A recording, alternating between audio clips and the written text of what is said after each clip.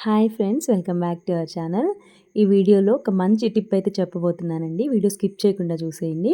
అయితే 4 బ్లౌజెస్ ఒకటేసారి కట్ చేస్తున్నానండి ఒక కస్టమర్‌వి.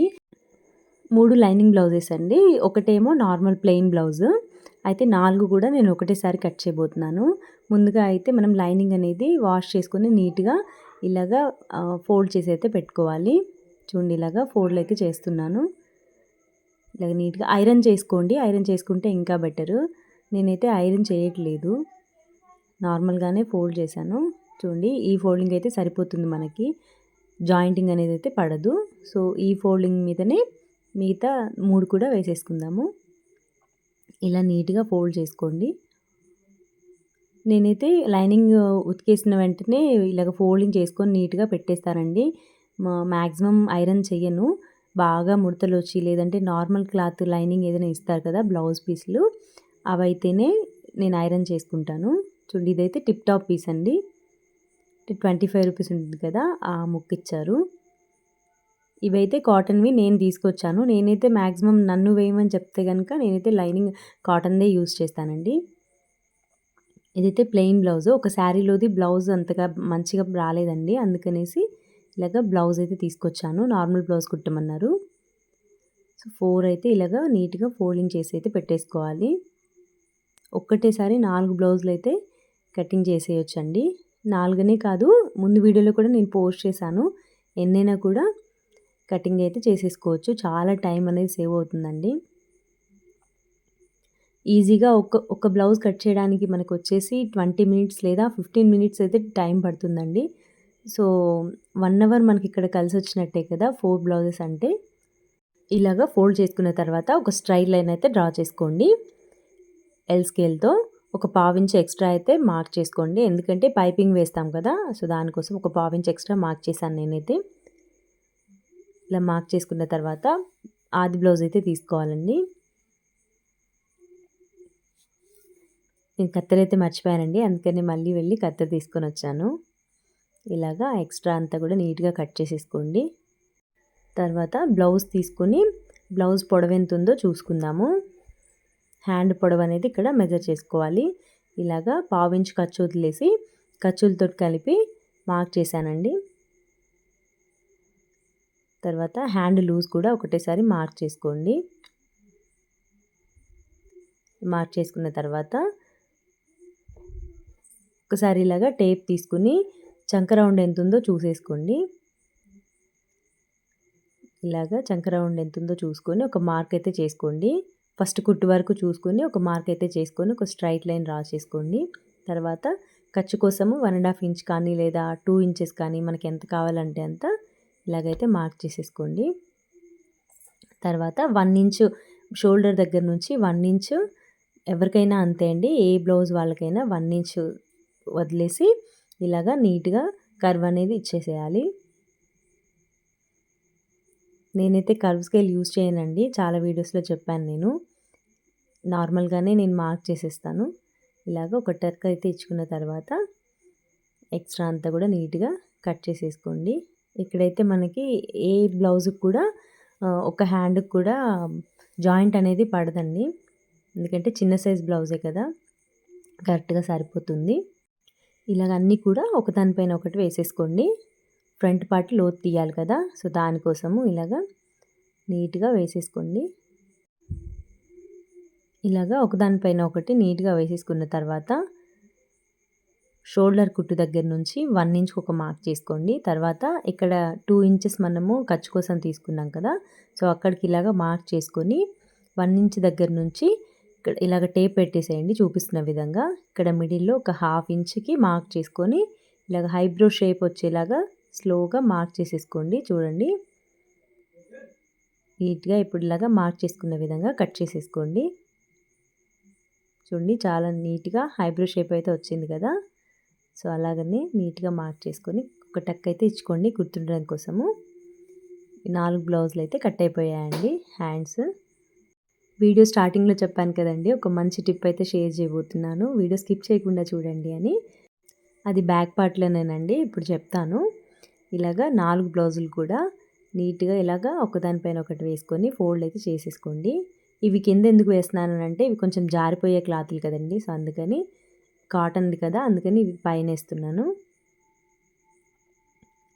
ఫస్ట్ వేసింది అది ప్లెయిన్ బ్లౌజ్ అండి. తర్వాత 3 కూడా లైనింగ్ బ్లౌజెసే. ఇలాగ నీట్‌గా ఫోల్డింగ్ అయితే వేసేసుకోండి. వేసుకున్న తర్వాత ఎల్ స్కేల్‌తో ఇలాగ ఒక లైన్ స్ట్రెయిట్ లైన్ అయితే డ్రా చేసుకోండి. తర్వాత ఒక 1/2 ఇంచ్ ఖర్చు కోసం అయితే ఒక మార్క్ వేసుకోండి. మార్క్ చేసుకున్న తర్వాత బ్లౌజ్ పొడవైతే ఒకసారి మెజర్ చేసుకోండి. ఇలాగా షోల్డర్ కుట్టు దగ్గరికి ఒక మార్క్ అయితే చేసుకున్న తర్వాత ఒక లైన్ డ్రా చేసుకోండి. తర్వాత ఒక 1/2 ఇంచ్ ఎక్స్ట్రా మార్క్ చేసుకోండి. షోల్డర్స్ జాయింట్ చేస్తాం కదా! సో దానికోసము.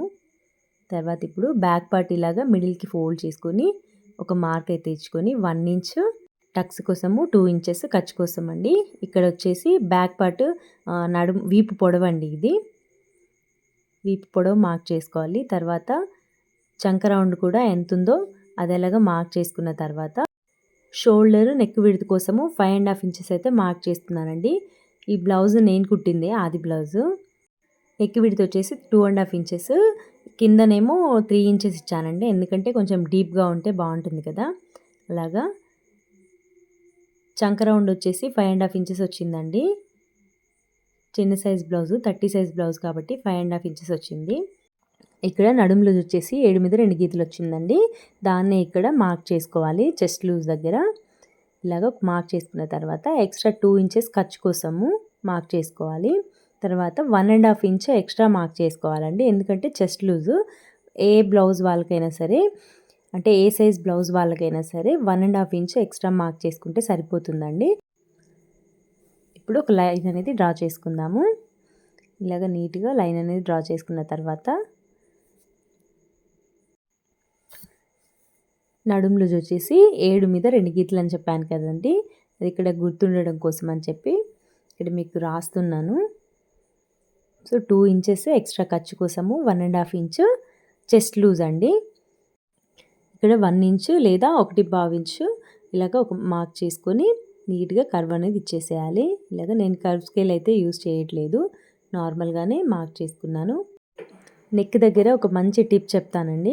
ఏంటంటే ఈ కస్టమర్ వచ్చేసి ప్రతిసారి నాకు బ్యాక్ సైడ్ థ్రెడ్స్ పెట్టండి అక్క అని చెప్పేసి అడుగుతుంటారు. ప్రతి బ్లౌజ్‌కి అది నార్మల్‌దైనా సరే, మంచి బ్లౌజ్ అయినా సరే, ఏదైనా సరే థ్రెడ్స్ పెట్టండి అని అడుగుతుంటారు. అయితే నేను ఎందుకు ప్రతిదానికి పెట్టించుకుంటావు అని అంటే, ఎప్పుడు నా బ్లౌజెస్ వచ్చేసి షోల్డర్స్ జారిపోతాయి అని చెప్పేసి అనేవారు.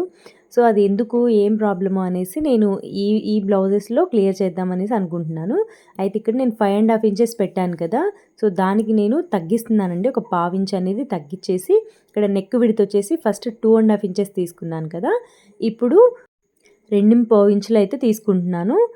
షోల్డర్ విడ్త్ వచ్చేసి పావుతక్కువ 3 ఇంచులైతే మార్క్ చేశాను. ఇలాగా కింద కూడా 3 ఇంచులు ఫస్ట్ మనం మార్క్ చేసుకున్నాం కదా! ఇప్పుడు పావుతక్కువ 3 ఇంచులు మార్క్ చేసి ఇలాగ రౌండ్ అయితే ఇచ్చానండి. అయితే నెక్ అయితే నేను కట్ చేయట్లేదు. ఇప్పుడైతే అస్సలు షోల్డర్స్ అయితే జారవండి. సో తనకి ఏంటంటే కొంచెం సన్నగా ఉంటారు కదా! సో ఇలాగ నెక్ విడ్త్ అనేది మనం ఎక్కువ తీసుకున్నప్పుడు షోల్డర్స్ అనేది జారిపోవడం జరుగుతుంది. సో అందుకని నేను ఇప్పుడు తగ్గించాను. ఈ బ్లౌజ్ అయితే పర్ఫెక్ట్ ఫిట్టింగ్ వస్తుంది తనకి. నేనైతే ఇప్పుడు బ్యాక్ సైడ్ థ్రెడ్స్ అయితే అసలు పెట్టట్లేదు చూద్దాము అనేసి. థ్రెడ్స్ పెడితే ఏంటంటే వాళ్ళకి ఇంకా అదే అలవాటైపోతుందండి. నాకు అది లేకపోతే ఇంకా కంఫర్ట్‌గా ఉండదు అనేసి అనుకుంటారు కదా! సో అందుకని వీటికైతే నేను పెట్టనని చెప్పాను. ఒకసారి మీరు వేసుకొని చూస్తే మీకు కంఫర్ట్‌గా లేకపోతే అప్పుడు నేను మళ్ళీ పెట్టిస్తానని చెప్పాను. సరే అన్నారు. ఇలాంటి ప్రాబ్లమ్ మీకు కూడా వచ్చినప్పుడు ఒకసారి ఇలా అయితే ట్రై చేయండి. నెక్ విడ్త్ అనేది తగ్గించండి. తర్వాత షోల్డర్ విడ్త్ కూడా తగ్గిస్తే మీకు ఆటోమేటిక్‌గా ప్రాబ్లమ్ ఎక్కడుందనేది అయితే తెలిసిపోతుంది. తర్వాత ఇలాగైతే బ్యాక్ టక్స్ కోసము 2 ఇంచెస్ ఎక్స్ట్రా మార్క్ చేసుకున్నాం కదా ఖర్చుకి. సో అక్కడికి ఫోల్డ్ చేసుకొని ఒక టక్ అయితే ఇచ్చేసుకోండి. తర్వాత ఇప్పుడు ఫ్రంట్ పార్ట్ అండి. యాక్చువల్‌గా ఇక్కడ వచ్చేసి లైనింగ్స్ అన్నీ సేమ్ లేవు కదండీ. అందుకనేసి ఒకసారి చూసుకోండి, మీరు నీట్‌గా చూసుకొని ఫోల్డింగ్ అయితే వేసేసుకోండి. ఇలాగా ఒక్కో లైనింగ్ ఒక్కొక్కలాగా ఉన్నాయి కదా! సో ఇది చూడండి, ఇక్కడ మీకు కనిపిస్తుంది కదా! ఒకటి ఎక్కువ ఒకటి తక్కువ ఉన్నాయి. అవన్నీ మనం కవర్ అయ్యేట్టుగా నీట్‌గా వేసేసుకోవాలి.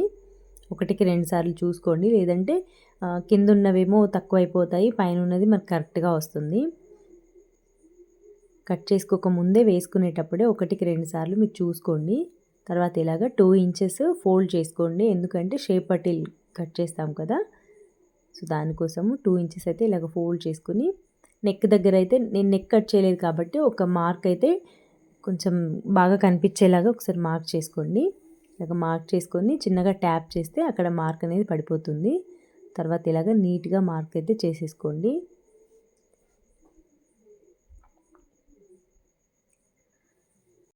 ఫ్రంట్ పార్ట్ క్లియర్గా కనిపించట్లేదండి, ఎందుకంటే మా పాప వచ్చి కెమెరా కొంచెం పక్కకి జరిపెళ్ళిందండి, అది నేను చూసుకోలేదు. అలాగనే వీడియో షూట్ చేశాను. అంతా కంప్లీట్ అయిన తర్వాత చూశాను. తర్వాత ఇలాగా నెక్ అయితే చూసుకోండి ఒకసారి, ఇలాగ అడ్డంగా స్కేల్ పెట్టేసుకొని చూస్తే నాకైతే 6.5 ఇంచులు వచ్చిందండి.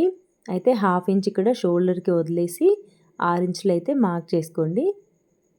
ఇలాగ నీట్గా 6 ఇంచులకి అయితే మార్క్ చేసేసుకోండి. ఒక లైన్ డ్రా చేసుకున్న తర్వాత నేను ప్రతి వీడియోలో మీకు చెప్తానండి, ఇలాగ ఒక 2 గీతలంతా లోపలికి లైన్ అనేది వేసేసుకోండి, అప్పుడే మనకి ఫ్రంట్ పార్ట్ రౌండ్గా వస్తుంది. తర్వాత ఇక్కడ నెక్ దగ్గర ఒక 1/2 ఇంచ్ వదిలేసి ఖర్చులతో సహా ఒక మార్క్ అయితే చేసుకోండి. తర్వాత మెయిన్ డాట్ దగ్గర మరీ ఇలా సాగదీసినట్టు కాకుండా షోల్డర్ కుట్టు దగ్గర నుంచి ఇలాగ ఒక మార్క్ చేసుకొని జాయింట్ దగ్గర కూడా ఒక మార్క్ అయితే చేసేసుకోండి ఖర్చుతో కలిపి. ఈ 3 డాట్లు కలుపుతూ ఒక మార్క్ అయితే ఇచ్చేసేయండి. ఇలాగా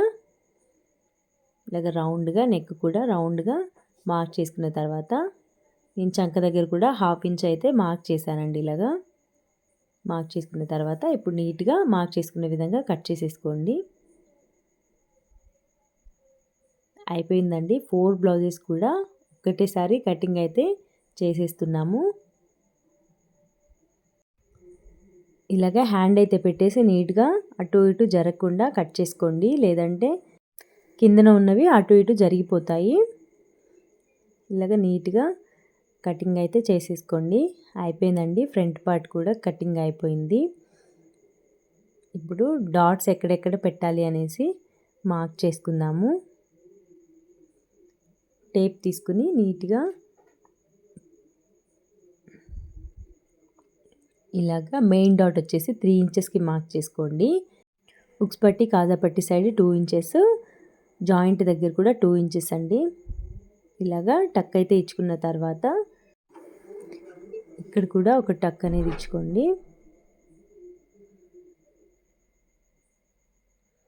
తర్వాత ఇక్కడ కూడా ఒక టక్ ఇచ్చేసుకోండి. తర్వాత షేప్ పట్టీలండి. షేప్ పట్టీలేమో లైనింగ్ క్లాత్ ఏమో సరిపోయిందండి, 2 కూడా వచ్చాయి. ఈ టిప్ టాప్ పీస్ ఏమో కొంచెం తక్కువైంది, సో దాన్ని సింగిల్గా వచ్చింది. ఇవి వచ్చేసి డబల్ వచ్చాయి. ఉక్స్ పట్టి కాజా పట్టి సైడ్ పావుతక్కువ 3 ఇంచులు మార్క్ చేశాను. తర్వాత జాయింట్ దగ్గర వచ్చేసి పావుతక్కువ 2.5 ఇంచులు మార్క్ చేశాను. ఇలా మార్క్ చేసుకున్న విధంగా కట్ చేసేసుకోండి, సరిపోతుంది.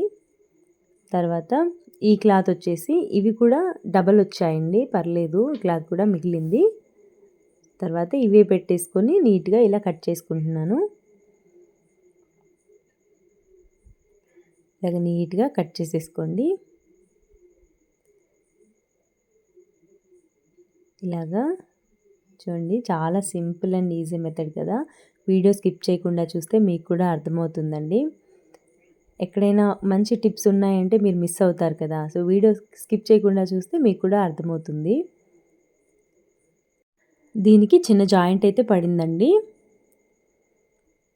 అయితే ఇక్కడ నేను ఒక పీస్ అయితే తీసేస్తున్నాను, ఎందుకంటే బ్యాక్ పార్ట్కి నడుం పట్టి కావాలి కదా, సో దానికి యూజ్ అవుతుందని చెప్పేసి ఒకటైతే తీసి పక్కన పెట్టాను.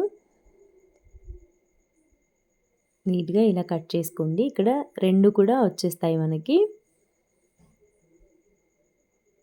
ఇప్పుడు మిడిల్లో కట్ చేసుకున్నారంటే 2 పీసెస్ వస్తాయి కదా, సరిపోతాయండి.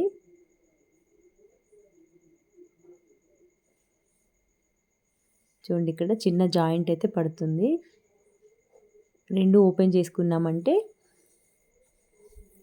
2 కూడా వచ్చేస్తాయి షేప్ పట్టీలు మనకి.